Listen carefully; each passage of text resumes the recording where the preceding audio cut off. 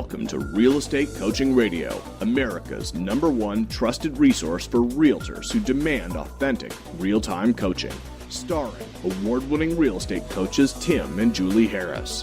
Get ready for unfiltered, full-strength honesty about what is truly working to get you into action and make you money in this new real estate boom. Now to our hosts, Tim and Julie Harris.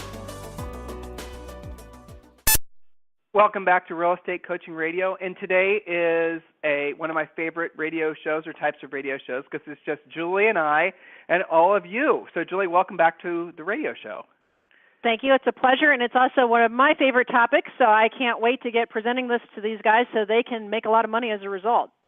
And I have to say, I'm going to give credit where credit is due. Brent, one of my personal coaching clients, you're the one that inspired us to do this radio show today. His question to me was, Coach Tim, what are a few ways that I can increase my average sale price?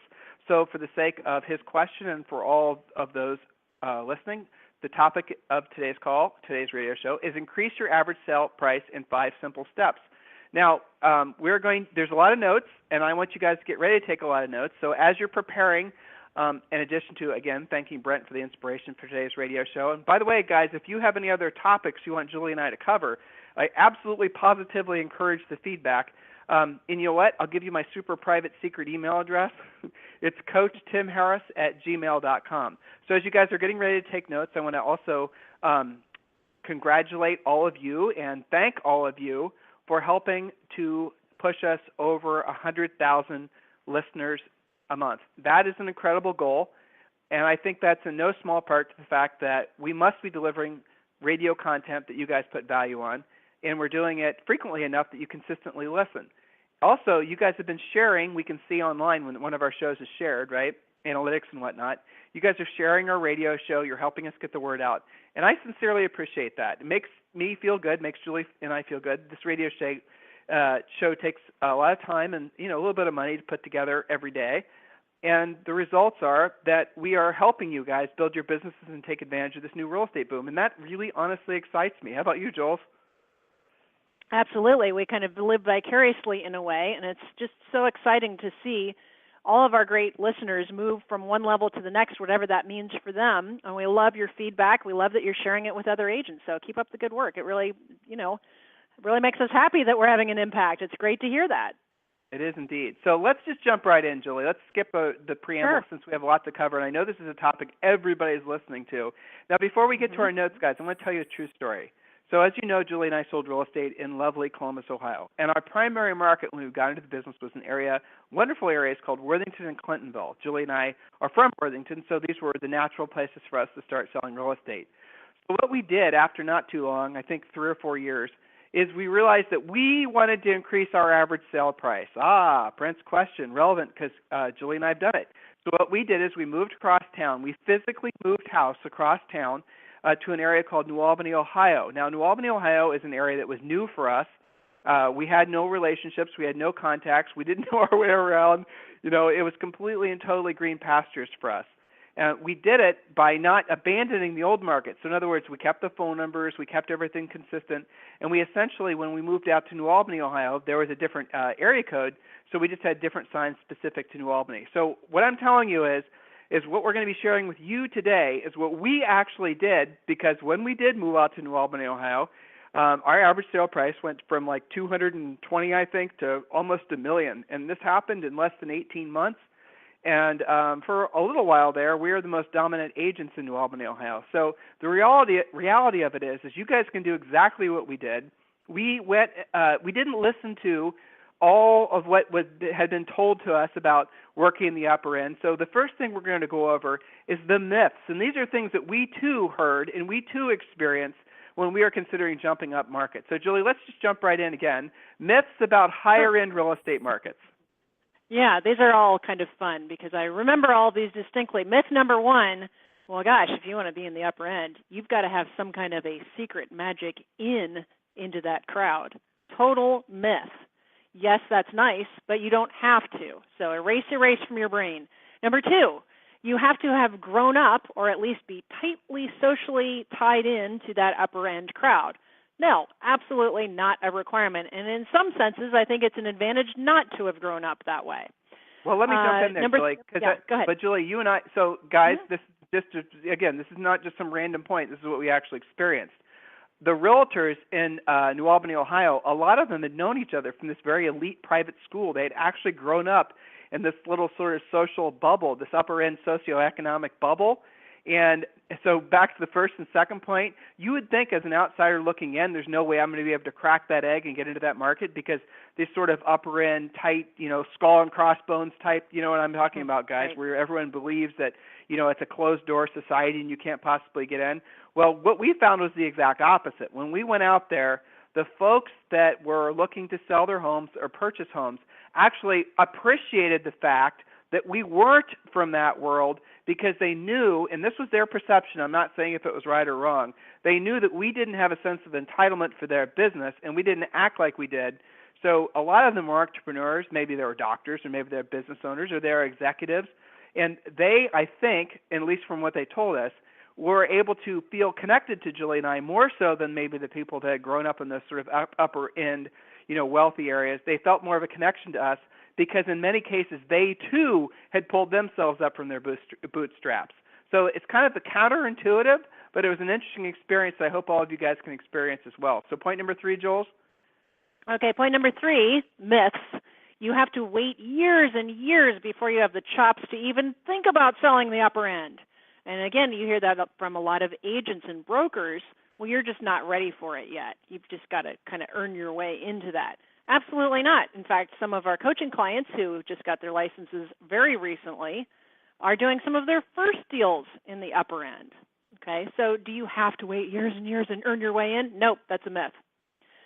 Point number 4, upper end sellers, i.e. rich people, are much more demanding than other sellers. That's also a myth. There are demanding sellers in every neighborhood in any price range anywhere in the country. When you deal with people, a certain percentage of people are just more demanding than others. It has very little to do with their price range or their neighborhood. Myth number 5, upper-end homes are just harder to sell. Well, anything's harder to sell if you have the wrong price and it doesn't show very well, but you guys know how to cure that. And if you don't, you have great coaches on staff here to help you with that. But are upper-end homes by nature harder to sell? No. And in fact, I would disagree with that. A lot of upper-end homes are a pleasure and much more interesting to sell. So no, that's a myth. Myth number 6, upper-end agents are super skilled. That's why they sell in the upper end. And in fact, Tim, you and I have noticed that that's perhaps the biggest myth that's out there, that upper-end agents are really super skilled. That's not true, is it? It's not even close to true. And now this is a blanket statement. It's a generalization, perhaps an overgeneralization, but here goes.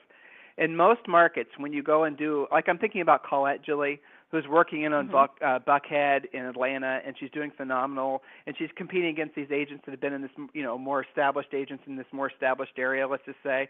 Not more established professionally, but just more established, embedded into this community.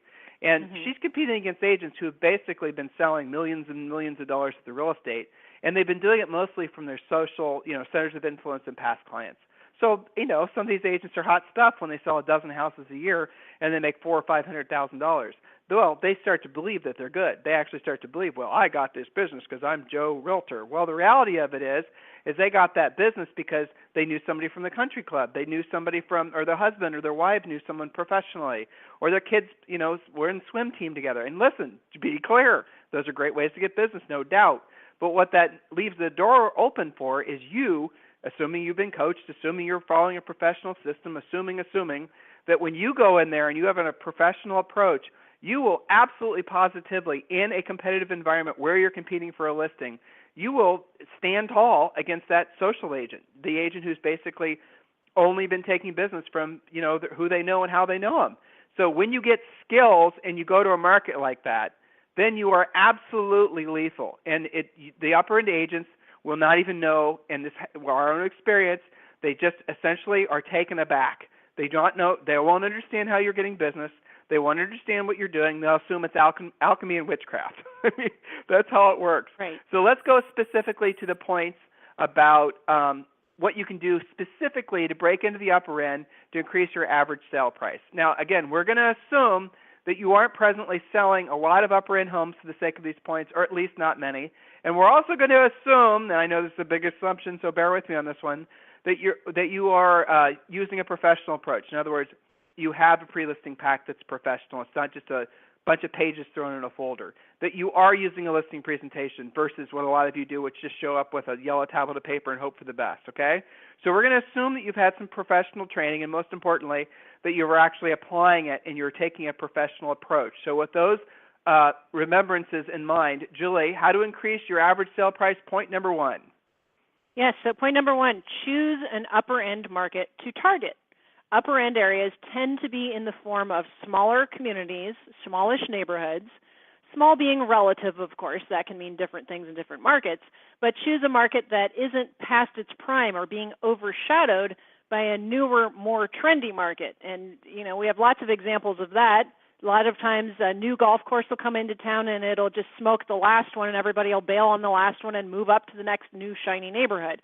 So before you decide to attack a particular neighborhood, actually do some research and know what you're getting into. One way to compare that is point number two. How do you figure out what's a good upper end market to target? Well, point number two, actually know your statistics on these markets cold. What statistics do you need to know that will help you with this? Average days on the market. What's the expired rate? Who are the top agents in that market? Is there a super dominant number one player, or is the market split up amongst several different semi-dominant agents?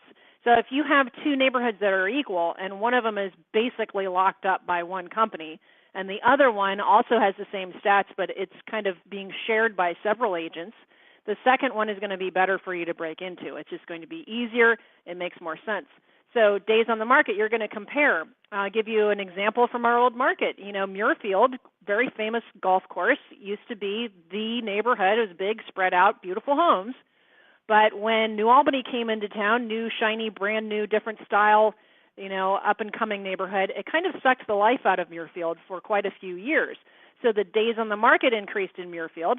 They were shorter in New Albany. Everybody was bailing on Muirfield to go there.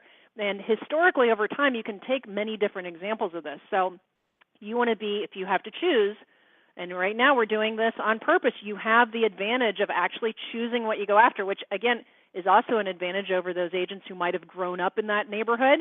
Well, you get to choose, so know your stats and go after the up-and-coming if you have that choice to make. If you are the agent who grew up in that upper-end market and you're living there and you just haven't taken advantage of that, well, that's something to think about as well. So how to increase your average sale price? Well, we're talking about selecting the right neighborhood in the first place. Then what do? Point number three, Tim, you got to study the competition. Okay, Julie, you there?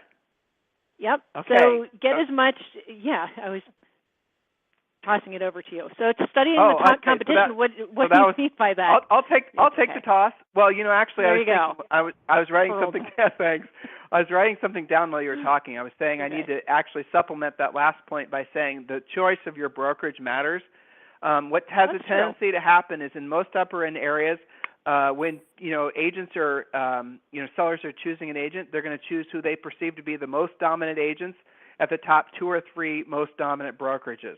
So upper end folks will have a tendency to be a little bit more selective, and that actually is true too, even if they do have a personal relationship with the realtor. Now, in truly upper end areas, they will make you guys, you will have to compete. It is going to be a bit of a beauty contest. That's the nature of it.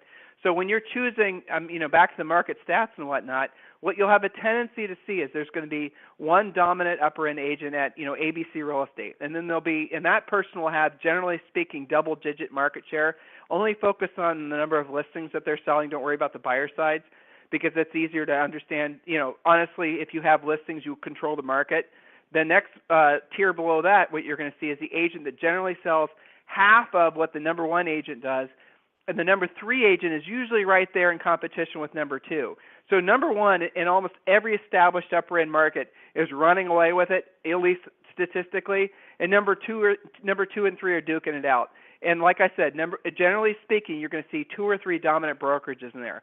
That's the typical scenario for most established upper end markets, and that's the perfect scenario for you to go in there and disrupt. Why? Because what will happen is as houses expire And I think even though we are experiencing a lack of inventory in most major markets, it's not true for all markets. So as what happens is as these upper-end homes have a tendency to go through typically 2 or 3 listing periods.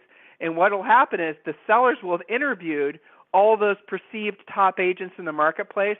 They'll have heard their cat and monkey show. Maybe they'll have even listed with a couple of them. And at that point, they're done with the local talent, and they're looking for somebody new. That's another opportunity. When you see these types of things happening where there's expireds, that's a golden opportunity. Even if you're in one of our markets, like our coaching clients where we have people standing in line for multi-million-dollar homes. We have lots of you guys that are experiencing markets like that. These rules still play out, as far as how the dominance is. But I'm thinking of my agents in Seattle and Manhattan and certain parts of California. Or even stuff that's tens of millions of dollars seems to sell overnight. The selection process still works the same. That this is the little extra stuff that that you sometimes will forget. So point number 3 is study the competition. Get as much info as you can on them. Maybe even consider or having somebody without a real estate license call and get some intel. You guys are hearing this right now, and you're saying, "Oh my gosh, you're saying I should spy on my competition?" Yep, I'm saying you should spy on your competition. You need to know. You need to know what the experience is. You need to know how long they take to return calls. You need to know what their pre-listing pack, if they have one, looks like. You need to know all of that stuff because it gives you insight into what experience these prospective sellers are having as well. And I'll tell you something funny. I mean, it's funny not really funny, but it's true. When you're going on listing, when you get a call from a seller, never sit on that lead. Tim, what are you talking about? I would never do that. And yet a lot of you do, right? So when you get a listing lead from any seller, call them back immediately and book the appointment immediately after you pre-qual them using our scripts. Do that immediately, not later, not when it's convenient, not when you get around to it. Don't tell yourself, I don't want to seem too desperate, because what's happening is psychologically the seller's making a decision, especially if it's an expired seller, expired listing. They're making their decision on who they're going to hire based on the timeliness of your simple lead follow-up. And sometimes when you're on a listing appointment, you can bring that up. Again, if you're using our pre-listing pack and you bring up the communications guarantee, one of the points is you'll return all calls from all sellers within, whatever amount of time you say, 5 minutes, 3 minutes, 2 minutes, 10 minutes, whatever you say on your communications guarantee. Students, you know what I'm talking about. Those of you who aren't students, maybe you should learn about our pre-listing pack. So the reality of it is you're putting in writing how you're going to be communicating with these prospective sellers. Your competition's certainly not doing that. It's always fun, again, especially if it's an expired listing, to bring up the question to the seller, how long did it take for your other agents to call you back when you called them about the job, calling them out to interview for the job of selling your home? How long did they take to call you back? And when they say, well, one of them hasn't ever called me back and 2 of them called me back the next day, and then you say, well, how long did it take for me to call you back? I mean, these tiny, tiny little things, guys, are the little secret sauce things and how you can break into the upper end. Lead follow-up, urgent lead follow-up, furiously fast lead follow-up, as what we call it, is absolutely important. So know how your competition operates. Know everything about their systems. Know how long it takes for them to follow up on an email lead. Get all the intel you possibly can, because then you know what you're competing against. Acknowledge them for their strengths when you're analyzing your competition. See where they're stronger.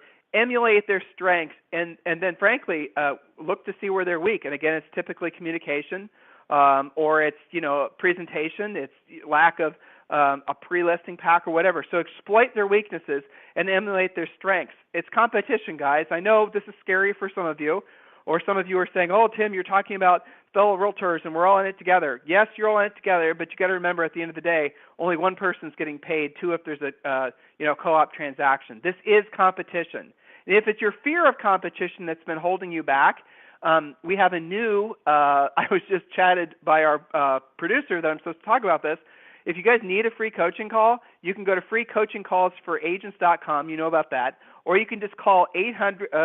You can call 866-999-8164. It's 866-999-8164, and you can literally have a free coaching call right away with one of our great coaches. All right, so point number 4, Jules. One of my favorite points of how to jump into the upper end, because it's so much fun to use this one, and it is getting really good at expireds. Expireds in the upper end are the gateway for you to get into the market. Chances are they already listed with one or possibly even more of the local perceived, agents du jour, right? And that agent or agents have failed already for them. Chances are they're burned out on those local agents and will welcome your fresh approach. And we're not just saying this because of the radio show, because we're coaches. We're saying this because we lived this. And I remember, Tim, one of our first break-in listings, what had been listed with not one, not two, not three, but 4 agents for 4 long years. And then we listed it, talked them into some sanity on their pricing, a little bit of staging, and we sold it. Then we used that as a springboard, and that was one of the best postcards ever, right? So listed previously with 4 agents for 4 years, Tim and Julie Harris sold it in 31 days for 98% of list price. Because one of the other nice facts about expireds is once you get them priced right and they're being coachable about fixing any negative feedback, typically expireds actually have pretty low days on the market once they're relisted. So I love expireds, and it is one of the best ways to break in, especially if you don't already have any kind of market share in the area, because they've already burned out the agents who would have been your competition on the front end that you may or may not have won that listing against that country club, golf club agent, the marketing agent, the one that goes to, their kids go to school together. That would have been your competition, and they have now let that seller down. So again, they're ready for your fresh approach. Other awesome things about expireds, it's been market tested. You know what probably the wrong price is. You already have some feedback. Some of the pictures have been done. You know so much more about an expired than you do a fresh listing. You can look at the MLS history. You can see how it's been marketed or not marketed. Do you remember, Tim, we used to have a collection of the world's most lame home brochures for expired, and we would say, this is what you were getting. Don't give away all of our secrets. I should have thrown, I know, me too. I should have thrown in another myth. The 7th myth that we should have talked about at the top of the call, you just actually made me think of it, is that expireds are like somehow less desirable listings or there's something wrong with them. Most times, Julie touched on it, price, condition, location, but price overcomes all other objections. Sometimes all it literally takes, guys, is having to pull it out of the MLS and giving it a fresh MLS number, fresh pictures, being honest with the sellers about the condition. On upper-end sellers, you want to hire probably a stager to help them, things like that. So these are all, we don't have time today on the radio show to talk about all the little things. You guys got to really check your mindset about expireds. I'll just give you an example. Rob, who sells up in Greenwich, Connecticut, whose average sale price is like $6 million, a personal client of mine. We were talking about this very topic, and here he is in the upper end. We were talking about the different sources of business. Well, he didn't think there were any for sale by owners. And while on the call, I found some for sale by owners. One of them was for $11 million. Okay? So in every market, that'll do, right? And the other thing that's interesting is a lot of upper end markets. I'm thinking of you in LA, Southern California. I'm thinking of you in Florida, Carolinas. A lot of the upper-end sellers became involuntary landlords during the Great Recession. A lot of those folks would more than happily sell those properties if you call them and tell them that guess what, the market's back and you can sell out of this property and move on. A lot of them would happily do that, but they're in the rut of being landlord. They're getting their check every month from their management company, and they just haven't stopped to think about it. And, of course, the management company hasn't told them that now's a good time to sell because they want to probably keep them as a management client. Get the whole point? Absentee landlords. Guys, there's a long list, even in the most elite areas in the country, and a lot of those realtors are our coaching clients.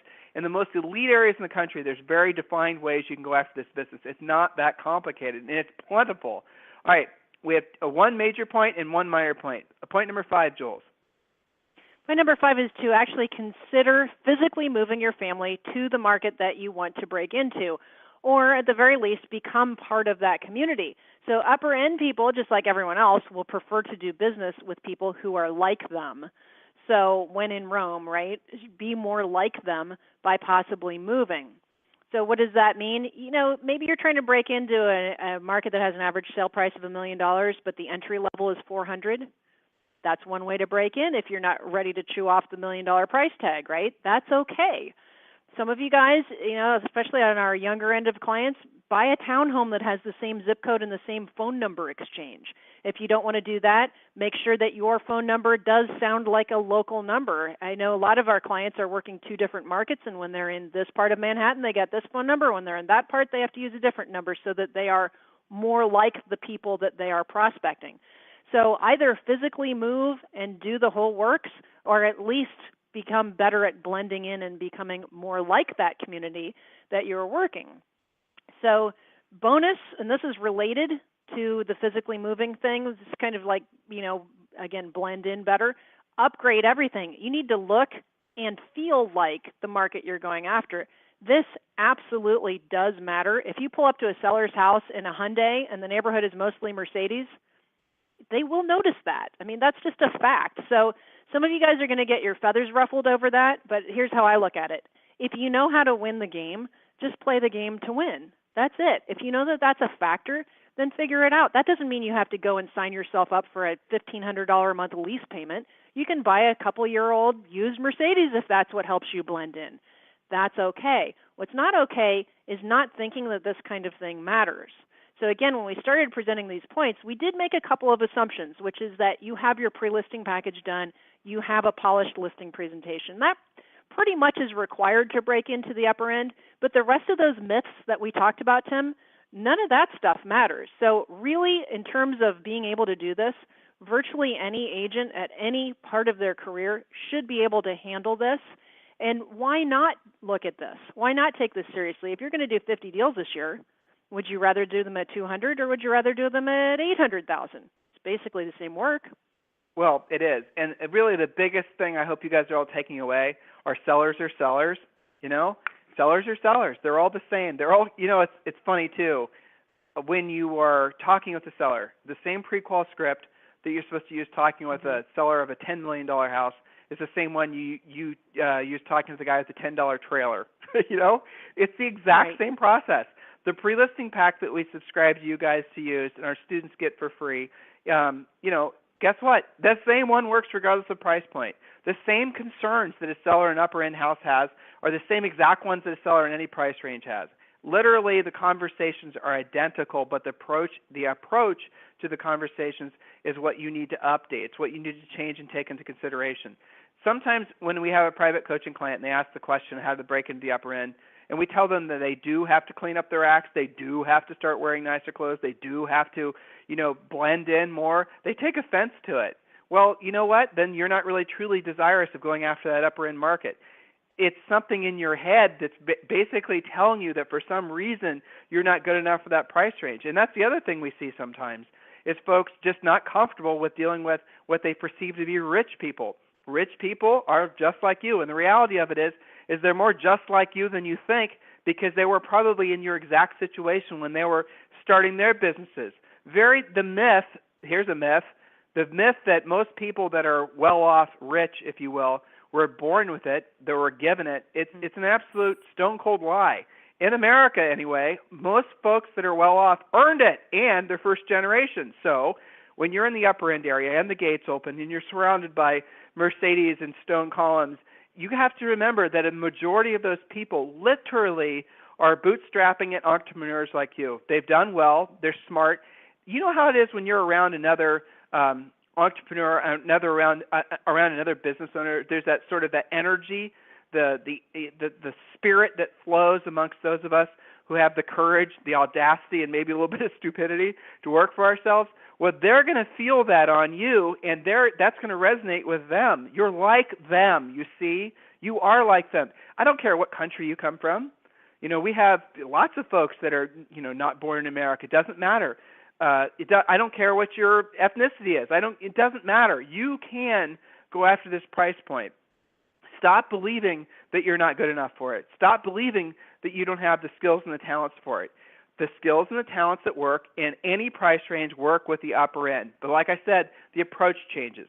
You need to look like them. You need to, act like them to an extent that they believe that you're going to attract buyers that are like them. If you pull up in their nice stone driveway or their brick driveway and you're driving a dirty pickup truck and, they're going to say to themselves, maybe even say it out loud, how the hell would you possibly be able to bring a prospective buyer from my little mini estate if you're yourself not actually in that circle, in that center of influence, in that world. And if you're from a relatively modest-sized town like where Julie and I are from, in Columbus, Ohio, that area of, that realm of folks that are in those price points, it's really small. If you're in LA, where your average sale price are in the millions, well, I mean, then, your upper end is going to start at about $10 million. And I'm thinking of you guys in Newport Beach, California. We have a lot of coaching clients in Southern California, and San Diego, and Laguna Beach, of course, then on up the coast. Those upper end areas, upper end doesn't really start in your markets until you get up to $3.5, $4.5 million. $1 million, $1.5 million, well, that's just an entry-level house, isn't it? So this is all, you have to kind of put it in perspective where it is that you have psychologically decided where you're most comfortable, and then challenge yourself. So if you find yourself selling in, what am I thinking, Malibu, let's say, and you're just selling the $800,000 condos and the $1.5 million, condos and whatnot, and that's kind of where you find yourself in your career, and you're jealous and envious of like our superstar Madison Hildebrand who's selling $5 and $6 million houses, well, maybe you need to stop yourself and you need to ask yourself, what do I need to do to get in that price point? Well, how can I change my approach? And then it all comes back to the same thing. It comes back to your approach, again, your attitude, and your presentation and your skill set, and then you can do it. There's no limitations, guys, in what you can do except those that you set for yourself. Julie, anything else you'd like to say to these guys? A first step, because these guys are thinking, what do I do? So 2 things I want to say. Some of you guys that are in inventory-starved markets that have told yourself there are no expireds and there are no for sale by owners need to check that fact. What causes expireds? Generally overpricing. In your superheated markets, you guys are all trying to price it right up to that last, pushing your luck. So yes, there are expireds and for sale by owners everywhere. You just have to make sure you know about them. Secondly, next steps. I found, Tim, that most agents are comfortable selling up to the price range that they live in. I've noticed that over the years of coaching, that generally that's where it ends. So if you have a certain price range where you start to get a little uncomfortable, go preview like crazy this weekend and get familiar with those types of homes. Dress as if you are the listing agent and start to play the part. That's a good first step to break the ice and get you to be more familiar. And then you can jump into the expireds. If you don't have a pre-listing package, you don't have a formal listing presentation, that's something to work on as well. So this is something that you guys can absolutely embrace and work on, and we're here to help you if you need help. So back to you, Tim. That's right. Well, no, Julie and I used to go out to New Albany back when we were anticipating years in advance of moving out there and attacking that market, as Julie said. We used to go out there and we'd go on walks on Saturday afternoon. Mm-hmm. We'd get to know the area. We'd learn the streets. We'd make it so that there was no way we wouldn't know our way around town for the sake of selling real estate. Yeah, there was still a lot we had to learn when we moved out there, but the fact is that we had a high level of familiarity with it. And take on this challenge. It's funny, Julie, I don't remember if you remember this, but National Association of Realtors did that little story about us after we actually broke into New Albany. Do you remember that article he did? I do. I can picture what that picture was in the magazine, yeah. Yeah, it was a terrible picture, but in any event, yes. So, guys, if there's anything we can do for you, obviously request a free coaching call. You can call 866-999-8164 or go to freecoachingcallsforagents.com. In the meantime, everyone, we'll talk with you on the radio tomorrow. Have a fantastic day, and please do, as always, share this replay with as many of your friends and fellow realtors as you possibly can. We sincerely appreciate your support. Help us get to, let's say, 250,000 by June of regular listeners. What do you think, Jules? Absolutely. Let's do it. All right. Thanks, guys. Have a great day. So like a lot of you, our business is growing quickly. I mean, matter of fact, since the beginning of the year, we have added between coaches and salespeople over 50 people. And one of the constant challenges we have is, like you, communication. So how do we all keep in contact with each other? We have actually upgraded our entire systems to VTech phones. Now, I personally was very fearful of getting into the whole, figuring out what phone system to use. And I was very tempted to even do what a lot of you are probably doing, just say, well, the heck of it, I'm just going to go with the cell phone and use that for everything. But unfortunately, cell phones have a lot of limited use. The dropped calls, the receptions, the audio quality, all that good stuff. That's the reason that we are looking for a really great solution, and we went with VTech phones. And now the wonderful thing about VTech phones, and I'm going to give you guys some more specific information about that now, is that they're just so easy to use. They're just plug and play. You don't need an IT guy. You don't need to call out, your phone guy. It's simple. It's an elegant solution that all of you need to seriously consider, whether it's just you and an assistant, or it's you and your team, or frankly, the VTech 4-line small business phone system might even be perfect if you are working out of your house and use it as your home phone. VTech's new 4-line small business phone system is the perfect solution for small business owners that need to install a phone system that has the qualities and features that they have previously only been available for companies with bigger budgets. The new system is the most affordable and easy to install 4-line system on the market. The 4-line small business phone system components include the main console and the optional expandable cordless desk sets, cordless accessory handsets, cordless headsets, and speakerphones, allowing the system to grow alongside a business up to 10 extensions. The VTech 4-line small business phone system components are available in stores and online at Office Depot, Office Max, and Staples, as well as online at vtechphones.com. This program has been a presentation by Tim and Julie Harris, Real Estate Coaching. For more information on our real estate coaching and training programs, visit our website at timandjulieharris.com. Remember to tune in weekdays at noon for upcoming shows. And until next time, thank you for listening to Real Estate Coaching Radio with Tim and Julie Harris.